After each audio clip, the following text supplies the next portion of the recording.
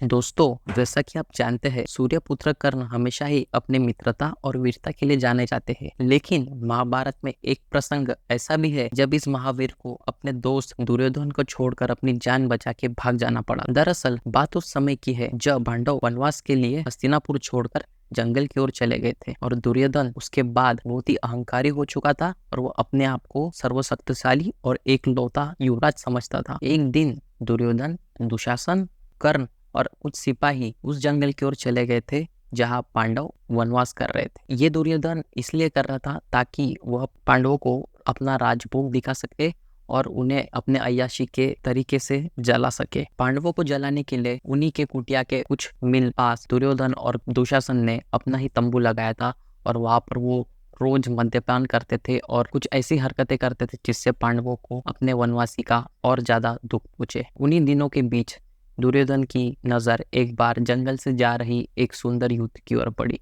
उस सुंदर युवती को देखकर दुर्योधन का भी दिल डोल पड़ा था। तभी दुर्योधन उस लड़की का रास्ता रोकता है, उसके सामने जाता है और उसके साथ बदतमीजी करने लगता है। बदतमीजी करते हुए दुर्योधन अपनी सीमा पार कर देता है और उस युवती को अपने कक्ष में बुलाता है और रात गुजारने का प्रस्ताव देता है। युवती ये बात सुनकर बहुत आहत हो जाती है और उसे अपने इज्जत के साथ खिलवाड़ करने के लिए दुर्योधन को कोसती है। उसी के बाद युवती रोते हुए जंगल की ओर अपने पिता के पास जाती है और अपने पिता के पास फुट फुट कर रोती है। दरअसल वो युवती और कोई नहीं बल्कि गंधार नरेश की पुत्री निकलती है। ये बात सुनकर गंधार नरेश और गंधार राजकुमार यानी वो युवती का भाई गुस्से से आग बबूला हो जाता है और इसी गुस्से में राजकुमार दुर्योधन से बदला लेने का प्रण लेता है। राजकुमारी के इस अपमान का बदला लेने के लिए गंधार नरेश और उनके सिपाही दुर्योधन के तंबू पर आक्रमण कर देते हैं। दरअसल तब दुर्योधन, कर्ण, दुशासन मदिरा के नशे में धुत रहते हैं। अचानक से इतने सारे सैनिकों का हमला देखकर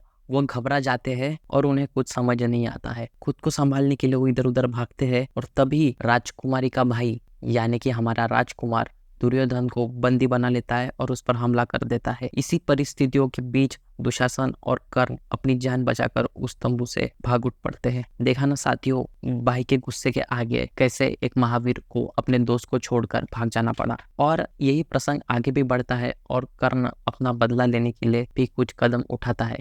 कैसे दुर्योधन अपनी जान गंधर्वों से छुड़ाता है और आगे क्या होता है, जानने के लिए जरूर चैनल को सब्सक्राइब करें।